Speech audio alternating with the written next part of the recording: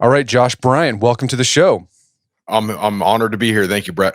So you are a powerlifter, powerlifting coach, and the author of several books, including the one we're going to talk about today, Jailhouse Strong. But before we do that, let's talk about a bit about your career and background. So tell us a bit about your career as a lifter yourself, and also your career as a coach of lifters. Sure.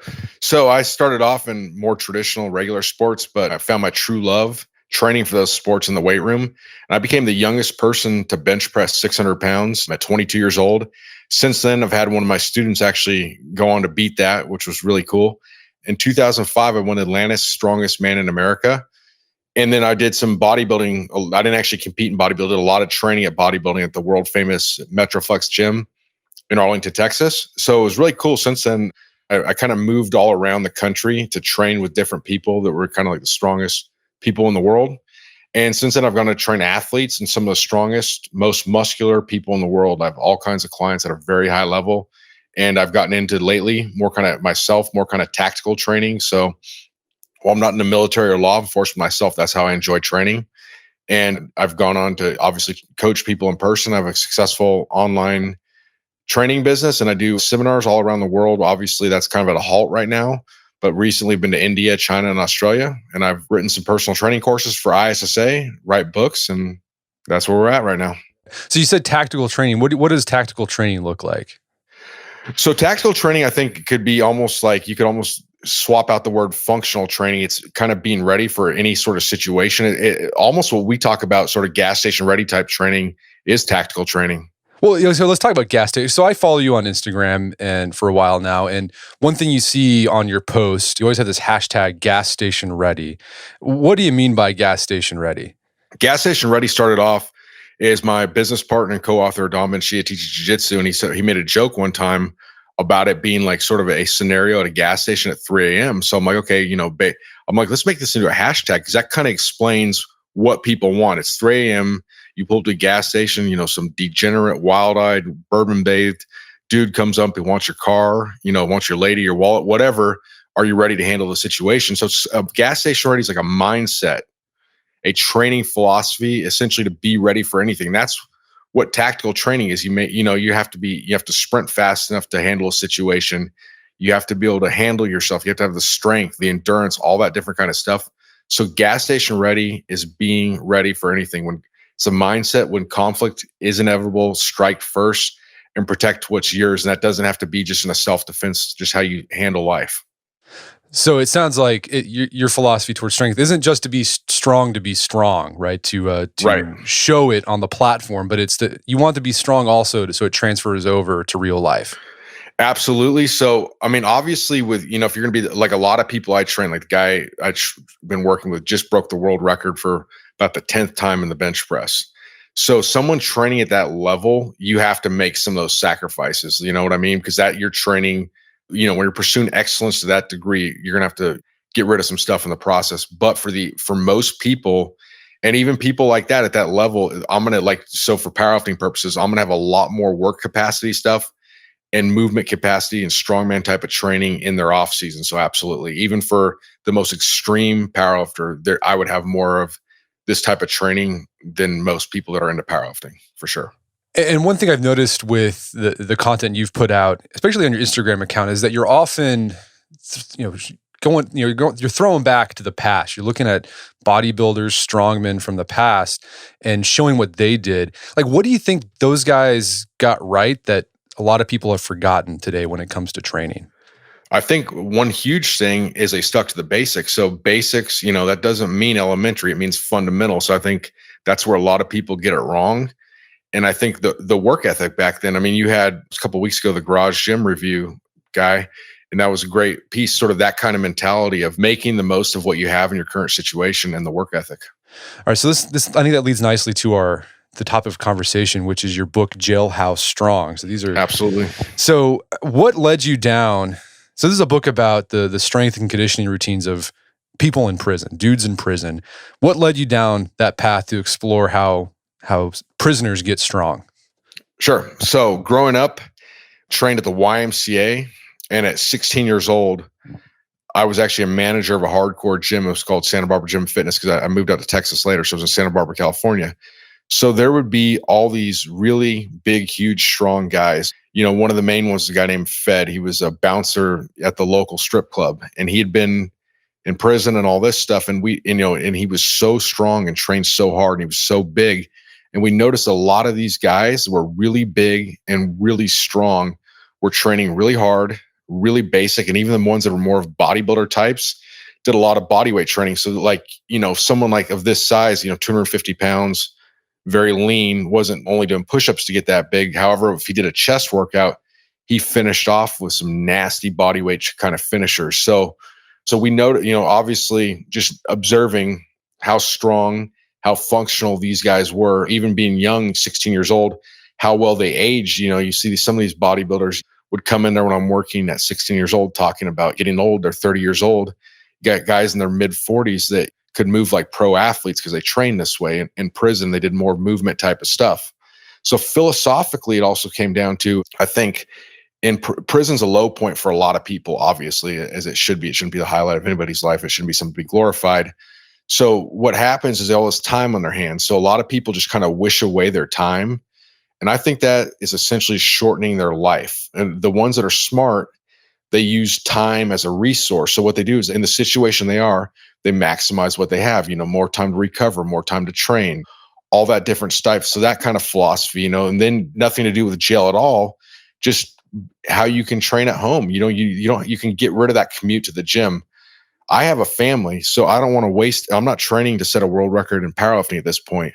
So I can set an example of physical training at the house by training at home, doing these type of workouts. And then for other people, it just cultivates a higher probability of success. It's if something's going on at your house, there's less excuses to miss the workout or whatever else.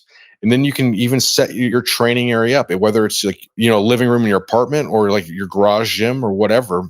You can set it up exactly how you like it, like certain posters, lighting a certain way, all that kind of stuff. The next part would be, what's the next best thing you can do? Like I had a freshman football coach always talk about what's the next best thing we can do. And that's exactly what we want to do. We may not have access to all of the best equipment, but what's the next best thing we can do? Then philosophically looking at self-imprisonment, it exists in many different forms. It could be a job, whatever it is. Physical training for people behind bars is served for a way to them sort of free themselves from that sort of imprisonment. And that's what we want to do. That's why we post so much stuff and have books about mindset, because that's huge.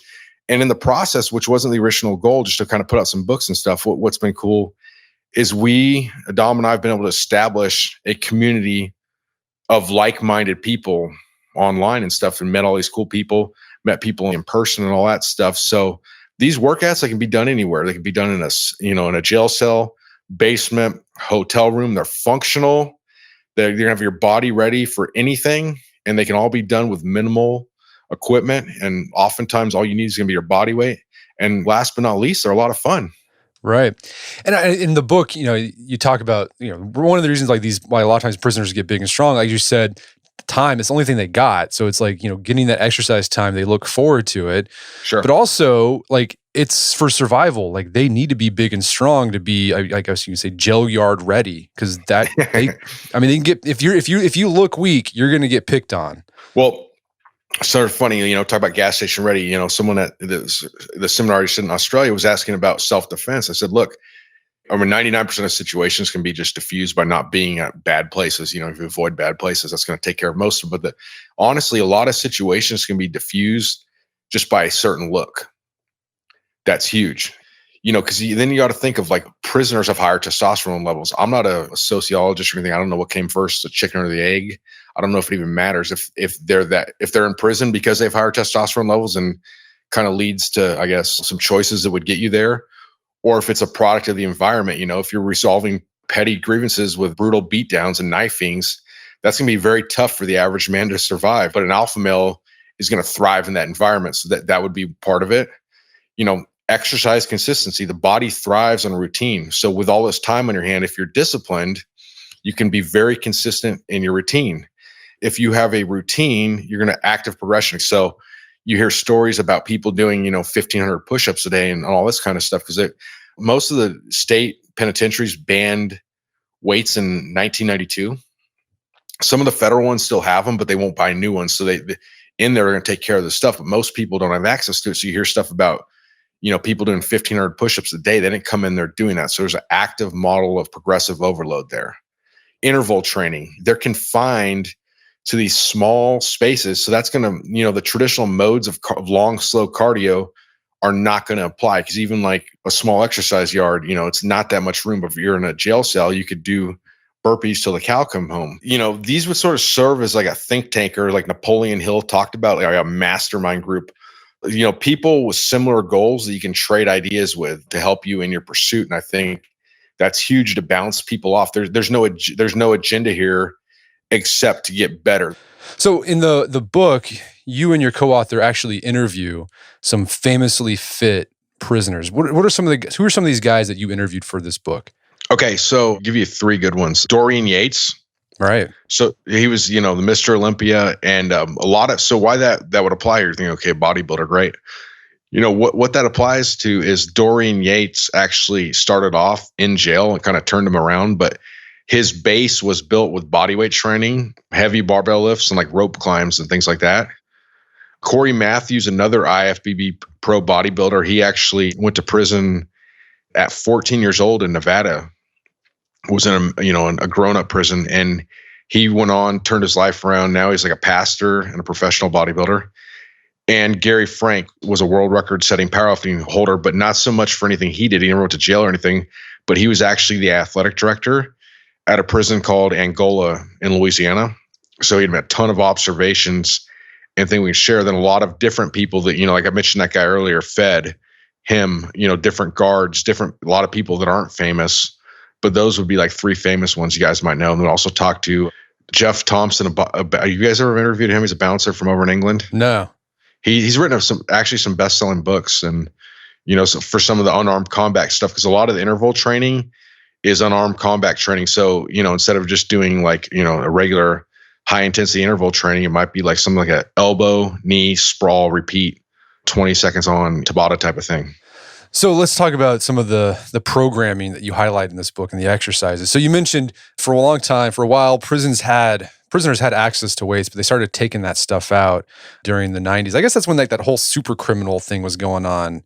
They're afraid that's exactly the term. Yep. Right. They were afraid that people would go to prison, they'd come out and they'd be even worse. And it's probably because they were lifting weights. So they took it out. And so a lot of prisoners use body weight exercises. What are some of the main bodyweight exercises you talk about in Jailhouse Strong that normal folks who just don't have access to exercise equipment can do to get a good workout? Okay, so the foundationals ones would be like push-ups, then different variations of the push-ups. Those would come in the nucleus, pull-ups, and different variations of the pull-ups, different variations of the squat, then burpee variations. So then we would go into more advanced variations. So like you could, a push-up could become push-ups with your feet up on a bench, or, a Hindu push-up, or even in an extreme case, a one-arm push-up, that kind of stuff. So, and then obviously we have for the flip side, because there's a lot of people that talk about every program should begin with some sort of bodyweight type of programming. But, in a country where a third of the people or whatever or more are obese, that's not necessarily going to be a practical thing. Or a powerlifter that weighs 400 pounds might be strong, but never done any kind of bodyweight training. You can't just say, all right, we're going to bust out, 10 sets of 25 push-ups. You have to start off with something like the knee, push-ups on the knees, push-ups against the wall, and progress up from there. So you mentioned, okay, those are the main ones, like the push-ups, pull-ups, squats. And then you mentioned there's variations. And I guess all those different variations, that's how you increase intensity for bodyweight exercises? Absolutely. There's all sorts of things. That's how you can do, you go unilateral. I mean, you can add different tempos where you accentuate the negative, accelerate the positive. Like, in powerlifting, we talk about compensatory acceleration training, where you're putting maximum force, full range of motion into that. You can do the same concept with the bodyweight training. I mean, you can make it like a plyometric bodyweight, all sorts of different stuff. I mean, just think about it. Even if you're doing a lunge, if you put your hands above your head, it's going to be harder than if you put them by your side. Yeah, I know that. My coach has been programming lunges at the end. Awesome. And he wants, like, on the head. As soon as I put my hands on the head, I'm like, this sucks. And I don't want to do this anymore. So, okay, you mentioned different types of push-ups, like the explosive one, like a plyometric. Is that like a clapping push-up type thing? You can do that, or you can just go straight up in the air. We get basically push up, and instead of stopping and locking on the top, become airborne. get as high as you can. And a Hindu push-up, what's that? Hindu push-ups, like I've heard people call them a bomber push-up before. You start with your feet wider, butt up in the air, and you kind of come down to, almost like scrape your chest against the ground, come back up, and then you almost get like a bridging sort of position up, and then, come back in a circular motion. It's very like a rhythm type of deal to it. And those got popularized by a guy named Matt Fury. And before that, they were like a mainstay in the programming of a famous wrestler named the Great Gama from India. Have you heard of him before? I have heard the Great Gama, yeah. Yep. And that's kind of the guy that used them. And he's something like, 5'9", 255 pounds with a 58-inch chest, 80 years ago or something. And apparently Bruce Lee used a lot of the teachings of the Great Gama, which I did not know till more recently. So yeah, I've done the dive bomber or the Hindu push-up, and it works different parts of your upper body and the different parts of the movement. I mean, I feel like it's very shoulder, and then there's like when you get to a certain part, it turns into your triceps, and then into your chest. It's a really dynamic movement. And I like it. It's a fun push-up to do. Do you feel them in your upper? I feel it a lot in my upper chest too. Much more than a regular, almost like incline versus bench pressing is where you can kind of feel those a little bit. And then you also feel them a lot in your upper back too, compared to a regular push-up. No, for sure. And then, I mean, another way you talk about how prisoners add intensity is, one with push-ups at least, is you put your feet up on the bed or a stool or whatever, and now you got like a decline push-up almost. Absolutely. And, another one people don't think of a lot of times is, I've already mentioned going unilateral, but just increasing range of motion. So if you're, doing push-ups, you go between, if you have two boxes, you can stretch down a little bit deeper. You can pause the reps at the bottom of the movement. So all this different stuff you can do. And I know we're here talking about body weight training, but you can also, there's different things you can add to yourself too. I mean, you might have some bands. There was one study that, in the NSCA journal talking about people used band resisted push-ups versus bench pressing, and their strength in bench pressing increased nearly as much as it did when doing band resisted push-ups. So even for like powerlifting and stuff, I'll use that kind of stuff with my clients just to get them to do different type of movements. Absolutely. What I like about these body because I do powerlifting. What I like about body weight exercises like a push-up or a squat is that it's like I feel like it's good for my joints. It just feels good for my tendons and my joint strength because you get a range of motion that you typically don't get with a barbell. Absolutely. And it just sort of hits the muscle a little bit different too. I mean, I do like a body weight squat. I feel, more in my quads if I was going to take it to like a point of failure than I would, with a barbell squat. I'm going to feel that a little more in the posterior chain. So absolutely. We talked about ways you can increase intensity on a push-up. And this is basically the equivalent of adding weight to a body weight exercise, making it harder. Let's talk about pull-ups. So there's a typical pull-up, which is hard for a lot of people. Some people can't even do a pull-up or a chin-up. Right now is a great time to get up on that. But let's say you've mastered the pull-up. What are some things that prisoners have done to increase the intensity on pull-ups? Well, the most obvious way is going to be to add some sort of resistance, be it, another person, some sort of object, weights, whatever. And then another one is actually changing the move. Obviously you can go unilateral, one arm type of thing. Even if you grab your wrist or something like Rocky does, that's going to be harder than just doing a regular chin up. And then another one is a sternum pull up. So that's sort of almost like a row, and it's like you're doing a pull up, but you come up and like almost touch your sternum to the bar. That's what you shoot for. So you're kind of leaning back as you do that. So you get a lot of the feeling of it's almost like a hybrid between a horizontal and a vertical pull, and you feel it in a midpoint of your back like you do a row. It's like nothing you've ever felt before.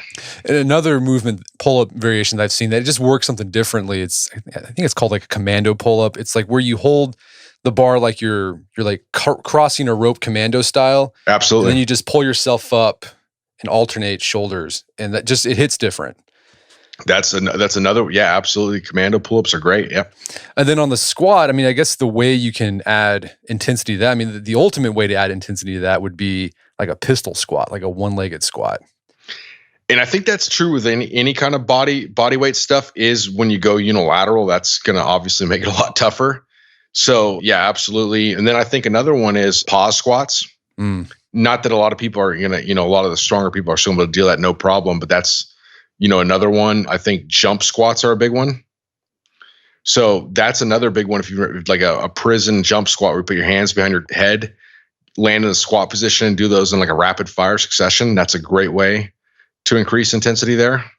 No, yeah. One thing that I've done, I remember this when I was in like elementary school. I read some book on like how to be a ninja or like a Shaolin monk or whatever. Yeah. And one of the exercises they talked about was like they'd have the monks like in a half squat position, like a ready fight position, and you just hold it for as long as you can. And I remember like in my bedroom when I was 11 years old doing that until I basically just all the lactic acid built up. I thought I was getting. I mean, I guess it did. I mean, it must have done something for me. But that's one way you can add intensity. You just hold a position for a long time. Sure. And have you ever done things like sissy squats and stuff like that, or Hindu squats? I have not.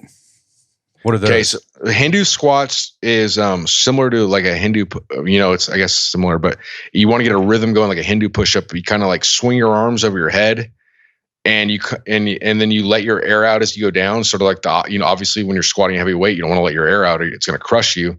But here you let it out to kind of let yourself get really deep in a circular motion. And you come up on your toes as you go down. Again, something you wouldn't do with weight on your back. And that was another big one. If you guys go on that line, just Google a picture of the Great Gama. There's some cool pictures of him doing Hindu squats. You can see that bottom position I'm talking about. So, if you have knee problems or something, this could be an issue. But for like high reps in circuits and stuff, I mean, it's going to really, burn your quads like crazy. And then a sissy squat's kind of similar to that type of movement, but you're not doing, you hold on to something and you get up on your toes and really let your knees travel forward and get a huge stretch in your quad. It wouldn't be something you'd load up with a bunch of weight. And one that came to my mind that you could possibly do too in a confined space like prison is like a Bulgarian split squat, right? Just put your foot up on a bed and then just squat, right? And that would sort of lend to the point we made earlier about going unilateral. That would be like an easier way of going unilateral rather than, having to do a full out pistol squat. And the way you can make these harder too, even like for a squat, is put something in your body, like hold something. Could be a rock, a chair, a kid, I don't know, and do the movement, and you can add some weight that way. That's how I used to put my son to sleep. When he was about a year and a half, I'd just start doing squats with him and he'd be asleep in about 30 seconds, just hold him like a Zercher squat. How old's your son now?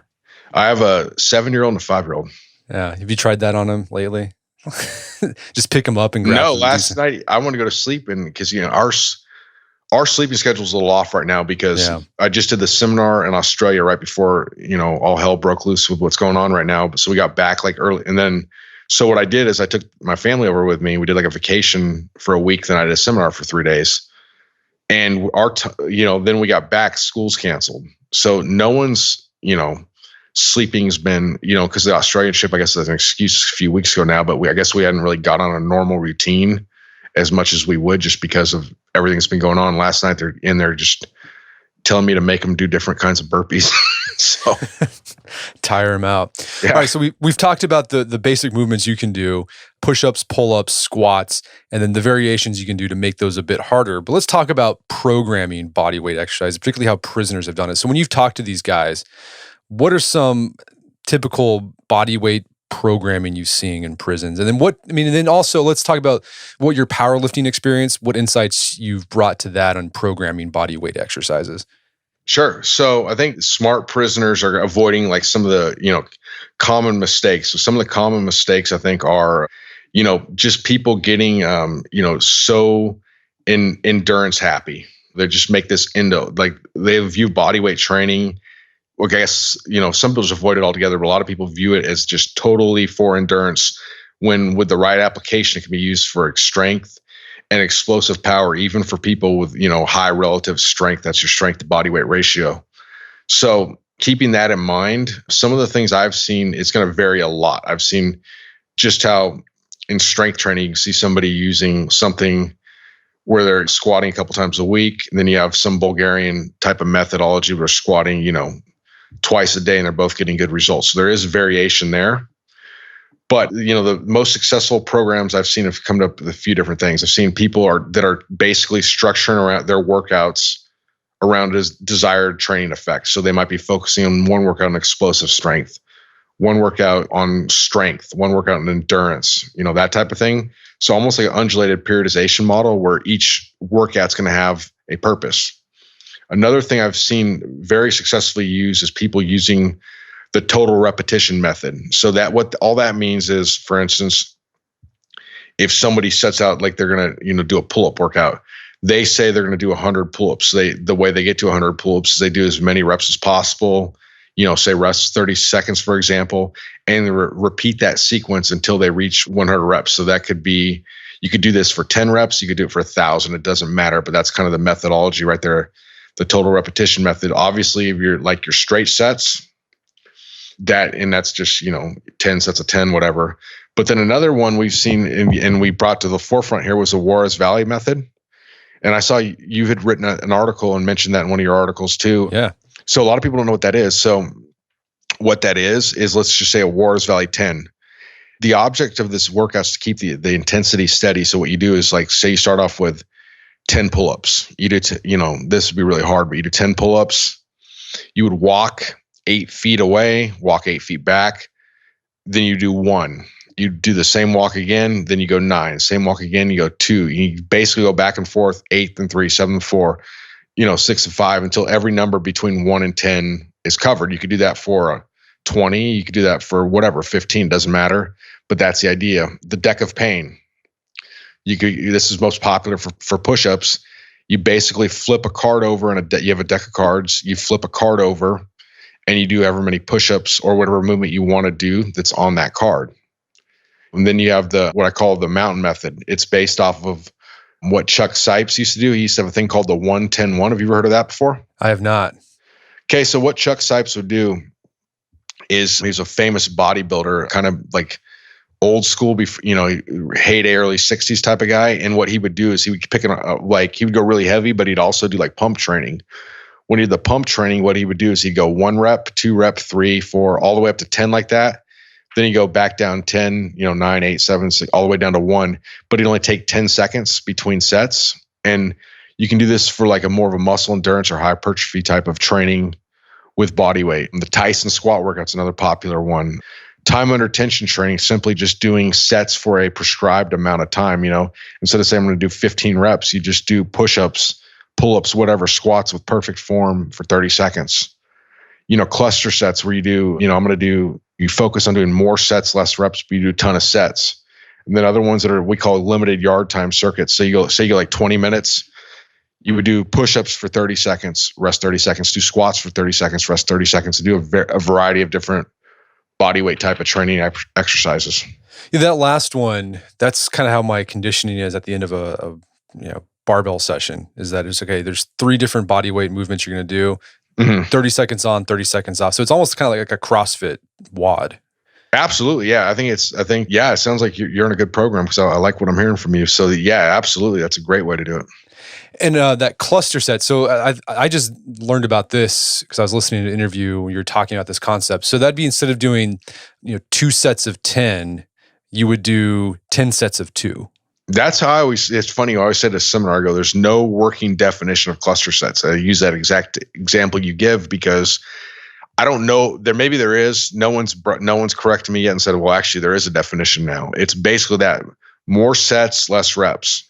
And that'd be good for pull-ups. So someone who can't do a lot of pull-ups, that'd be a great way to get more pull-ups into a session. Say if you only do 2, well, instead of trying to do 10 in a set, do 10 sets of 2. Yeah, it's a better way also for for building explosive strength there. You can produce more force that way, and it's better for the acquisition of skill. If you're trying to actually master a movement, grease the groove, if you will, then the cluster sets are more effective. And that's something I've definitely picked up, because I feel like you asked earlier about the powerlifting influence. I don't think I did a very good job of answering that. I kind of skipped over because I started talking about other things, but that would be where this would apply. Is that cluster sets is huge. I didn't even have a name for it when I first started working with people. I just knew that powerlifting, we're a 1-rep sport. We need more first reps to practice technique. But this is going to be a better way to master technique in pull-ups or whatever. And then the other influence of powerlifting there would be, progressive overload, of course. So progressive overload, for those who don't know, just means you're making your workout harder. So how do you implement progressive overload in body weight workouts? I think this is a big mistake people make. So most people are just going to add reps, which obviously adding reps is a great way. But, if you're heard in bodybuilding, people use the term cheating. Yes. Okay. So cheating. But maybe explain that for our listeners who aren't familiar with it. So cheating would be, let's envision yourself doing a set of curls. Okay. the set of curls becomes too difficult to complete with perfect form. So what you do is you add a little, add a little hip bump to get a little swing. And if you're doing it correctly, you would use just enough to get past your sticking point, which means where you'd normally be stuck at, and go right past there. Okay, that's how most people get cheating. The other way to do cheating is like when I'm doing hypertrophy training for people, is like what I call variable range of motion. So let's say, for example, somebody's doing time under tension training, do an incline dumbbell press for 30 seconds. When they no longer complete full reps, they would go to partial reps. So it's a variable range of motion. And that's what you got to be careful on when you are, which is good for that type of training, but because you're just going for a period of time. But if you're actually trying to execute reps, the wisdom I used to get in powerlifting was old school guys when I was like 13, 14 years old at the gym would say, if you squat, if you every inch of depth you cheat, you basically cheating yourself of 40 pounds, or it's making it 40 pounds easier. So if we go with that logic in here, if you start doing the body weight exercises and you keep decreasing with a variable range of motion, it's no longer the same lift. That's the problem with if you only look at that. So adding reps is awesome, but you have to make sure you're using the same reps if you're actually progressively overloading, the movement.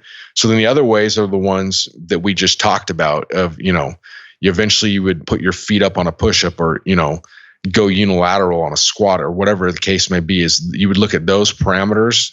You'd also look at adding reps. And then I think a huge one is decreasing rest intervals. So if we can get the same amount of work done in less time, we've progressively overloaded your training. It's just with a density factor, because you can keep doing more work if you drag these workouts out for 3 hours, but that's not what people are after. If we can get the same amount of work done in less time, we've increased density, hence overloaded the training. So there's tons of different ways we can overload it. So you've talked about different programs that you've seen, the Juarez Valley method, the deck of pain. But let's say there's a person who's just starting out. They want just a basic body weight program it's a full body program. Like, what would that look like for someone starting out with like the exercise and also the reps and sets you'd recommend? Sure. So, okay, I get an example. So here'd be like a 3-day a week program. Okay. So so you go full body 3 days a week. You would go say 5 sets of 10 to 20 reps on a push-up, 5 sets of 15 to 20 reps on a squat, a prison squat, then 5 sets of leg raises and some planks would be one day. Another day we'd have burpees. And what we do is start off with basically just like 1 or 2 reps, walk away like a Juarez Valley, walk back and repeat that for 10 minutes. We would do some sort of unarmed combat drill. This is using the Jailhouse Strong stuff. So keep that in mind. If you're not into this stuff, you could do something else, but some sort of unarmed combat interval drill next, walking lunges, then some inverted rows. And then on Friday, we do some Hindu squats, chin-ups. And if somebody's unable to do chin-ups, we'd work with some variations that are, easier to do. You could, might even do inverted rows, there's all sorts of different ways. You can do band assisted push-ups, all sorts of different, even if you had a partner that could spot you, all sorts of different things we could do. And then some push-ups and then some jackknife sit-ups. So that would be a pretty, beginner level, not somebody that's never done anything before, but someone kind of new to body weight training. That sounds like it'd only take about 30 to 45 minutes to do. Yeah. If you could get, if you're not training right now, you have some sort of athletic background, I think 30 minutes 3 times a week, you can definitely change your physique, your health, and feel a lot better. Absolutely. And how do you know when to start adding variables and start changing things up with your programming, like to add intensity or reps? So if I'm working with somebody like one-on-one, I'm going to change it weekly. It could be very, very, very small changes though. But if that's not the case, you're just following one of these programs, it's going to, in Jailhouse Strong on this particular program, it'd be every 3 weeks. Gotcha. And do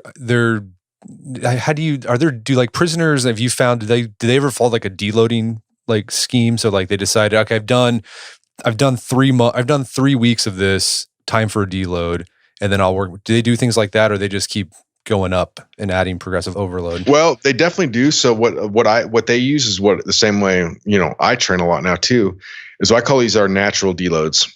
So what that means is for them, it's like, a lot of people say like, well, Arnold never deloaded. Well, yeah, he actually did. He's in his encyclopedia of bodybuilding. He talked about how he'd walk into the gym, not feel it a certain day and leave. that was his deload. I mean, he may not have had it planned out, but he said he did that. So a lot of people did deload without them knowing it. You know what I mean? Or like they felt off that day, they used lighter weight. It just wasn't planned. So what a lot of these guys do is like, that's what they're going to do is they're not feeling it, that they don't feel it, they kill it type of deal. That's what I personally do now. So I'm going to if we're taking a vacation every few months or something, or doing this or that, this is a perfect time for, we're in Australia, go to the beach, and I take the kids to the beach in the morning and run some, not even sprints, more like tempo runs, like do some push-ups, things like that. And it wasn't very structured. It wasn't very hard, but it was enough to keep me kind of like active recovery. So most of them are doing stuff like that. But in my programs, I definitely work those in.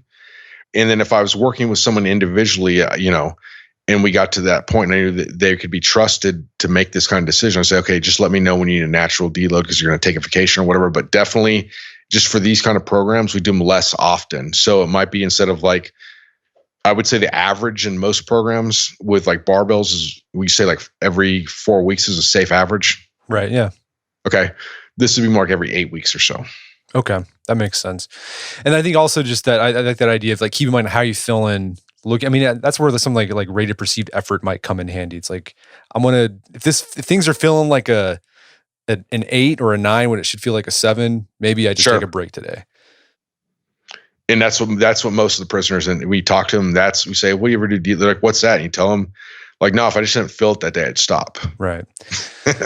So we've been talking about strength, and a lot of this stuff, the body weight can be used as conditioning, but in Jailhouse Strong, you talk about the burpee as being the go-to conditioning exercise for convicts. Like, what's so great about burpees? Sure. So to linear your point right there on the strength, though, and I think this is also important for the heavier people listening that are into barbell training and stuff. If you're training with mostly your body weight, you probably won't really notice much of a drop off if you're heavier. But anyways, Matt, back to the burpees. So burpees are awesome. So burpees, how they kind of came about and got popular? No, tell me. Okay, they were a conditioning test for World War II.